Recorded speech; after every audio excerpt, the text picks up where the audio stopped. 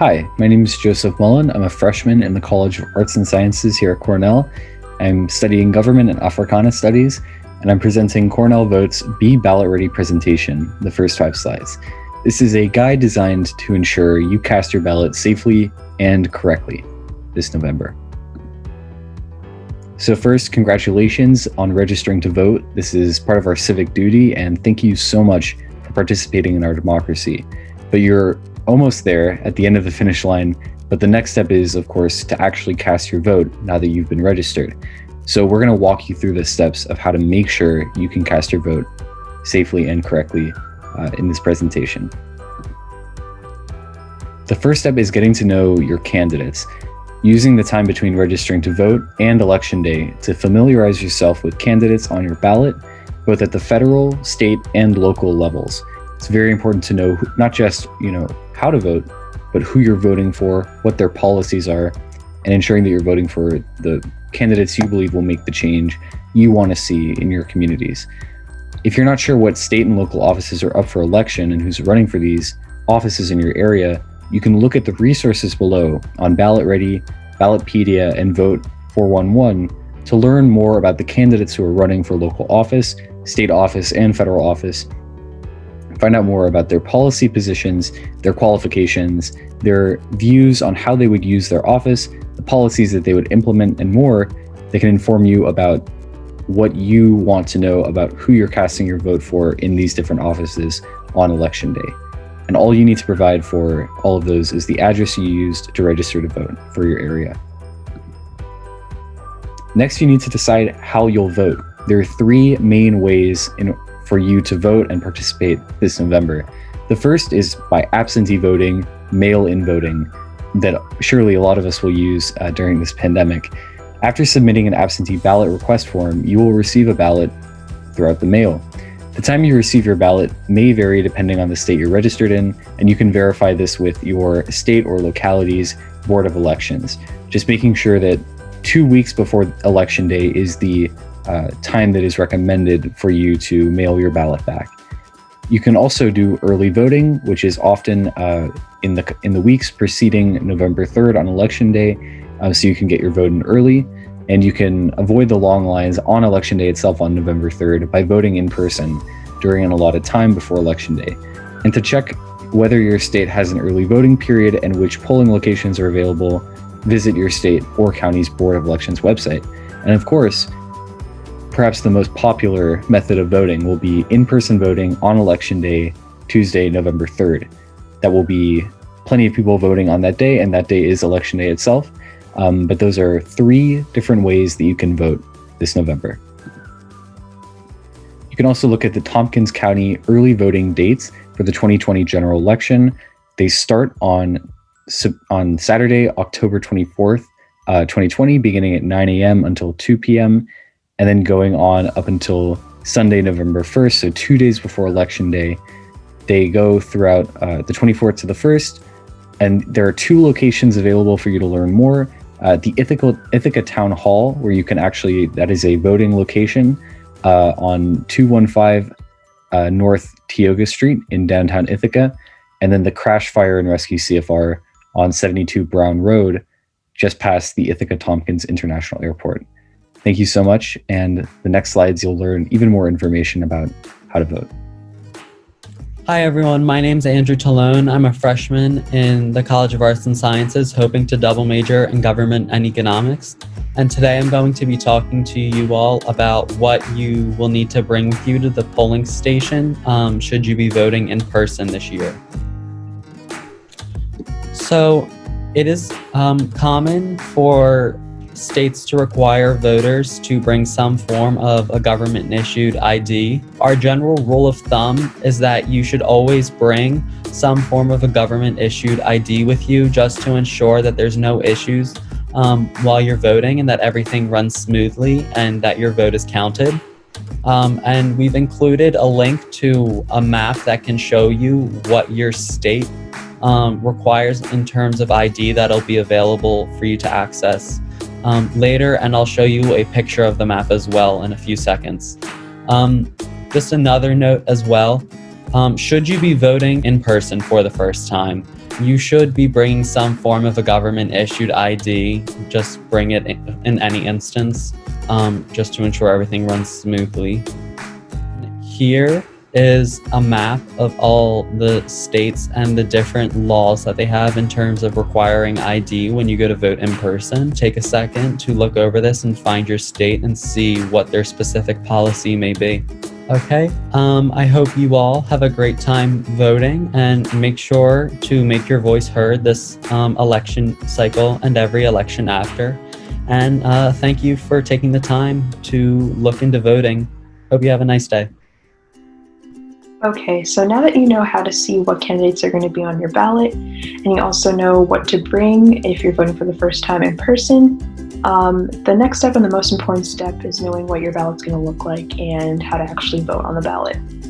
So if you're registered to vote in New York State, this is a sample New York State ballot. This is from the 2016 election. You should expect that your ballot should be the same regardless of whether you're voting in person or absentee. We also have some other examples. We have a ballot from Colorado, a sample ballot from New Jersey, and from Texas. And this just goes to show you that there's not one universal ballot. Each state has their own design or format of the ballot for the 2020 election. So something to take away from this is that it's very important to make sure you just follow the instructions. They should be clearly laid out to you either on the top or the side. So just make sure you follow the instructions so that you don't make any mistakes on your ballot.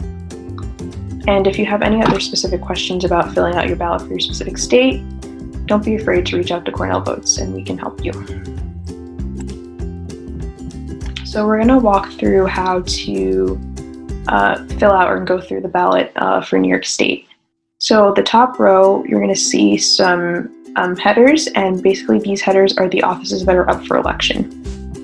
And under each header, each column represents a candidate running for that election. So for example, with the president and vice president race, all the names under this column are the candidates running for that race. And for United States Senator, all the candidates under that column are running for U.S. Senator. To the left here, we have these headers, and each header represents a registered political party for that state. Each state has a different parties registered, so it might not look the same for all the states, but this is for New York State specifically. And there's also the write-in row at the bottom for people who are not tied to a specific political party.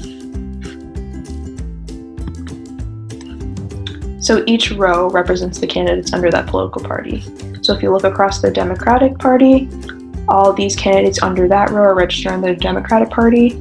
And so, for example, also with the Republican Party, all these candidates under that row are registered under the Republican Party. So the most important thing to take away from this is when you're filling out your ballot, you make sure you fill out one box per column unless it's otherwise specified to you. So the way you can find that out is by just looking under the headers. The headers tell you how many ovals or boxes you're supposed to fill in. So for example, with the presidential race, it says to vote for one, so you'd only select one out of this whole entire column. If you are voting for senator, it also says vote for one, you vote for one person out of this entire column. But if you take a look at the Justice of the Supreme Court, it says to vote for any two, so then you pick any two names from this whole selection, this whole block. And then skipping to the family court judge, it says vote for any three. You would pick any three from this block. So this is just a sample of how to do this correctly. So making sure you just look at under the headers, it should tell you how many people you're supposed to vote for, and you just do so accordingly. Something that you might notice is that some of the candidates are listed under multiple political parties.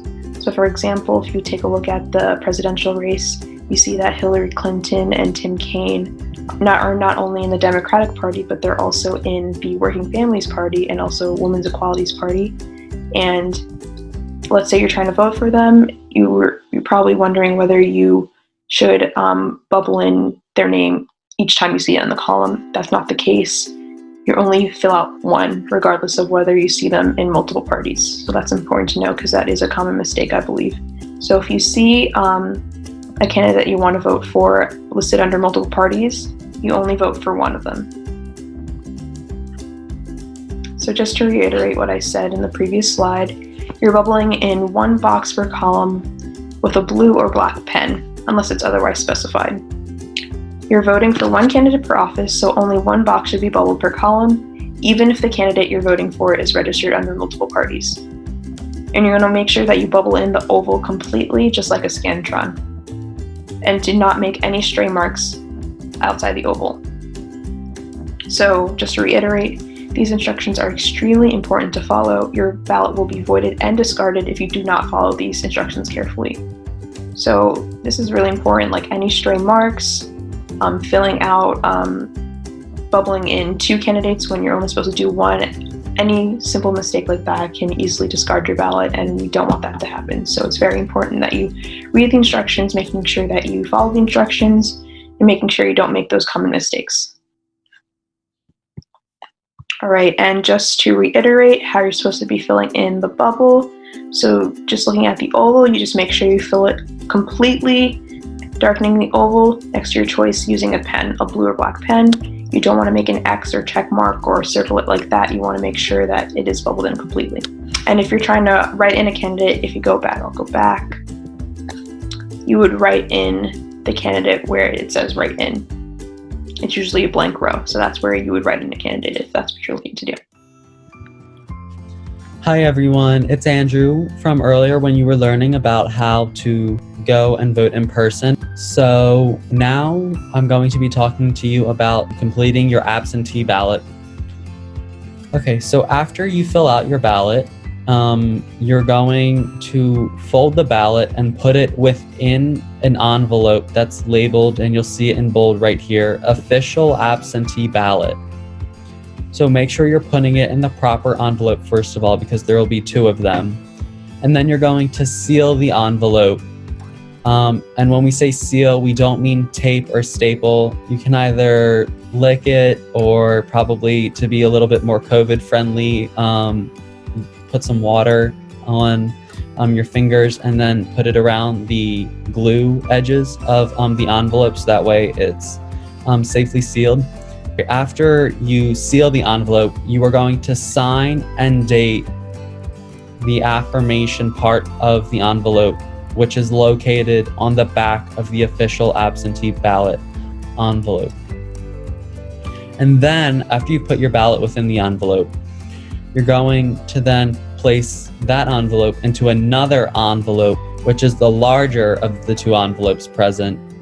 And then it's going to have on it the address of your county's Board of Elections. And then you're going to seal the said envelope, doing the same process that you did for the first envelope. It's extremely important to follow these rules, because if you don't follow these instructions carefully, it's very likely that your ballot could be voided and discarded, which is obviously something that we don't want to happen. We would like everyone's votes to be counted. So thank you again, and I hope you'll have a nice day.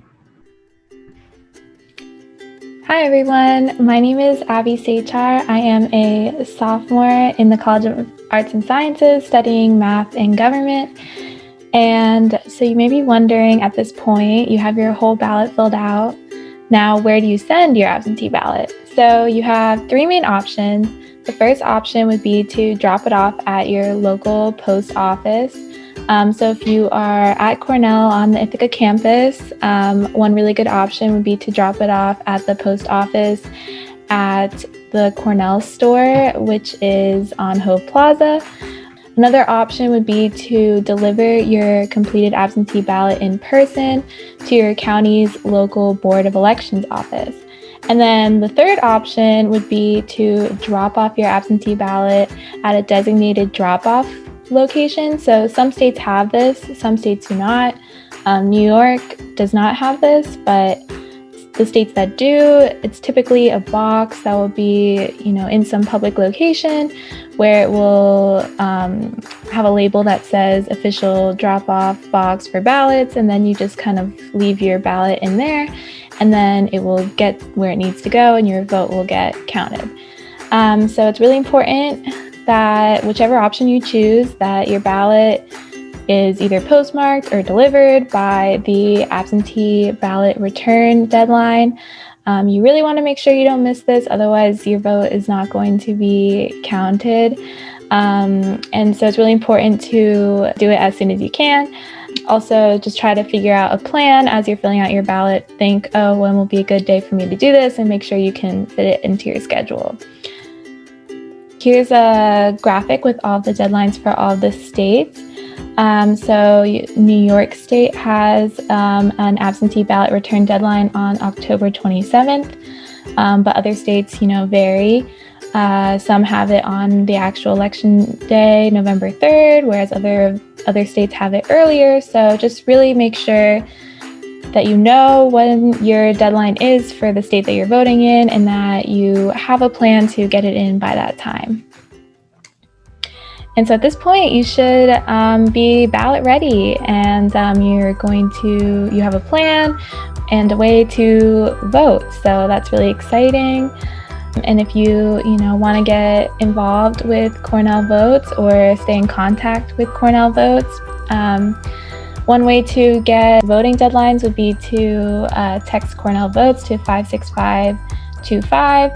You could also follow us on social media to stay engaged. We also post additional resources and other opportunities for civic engagement.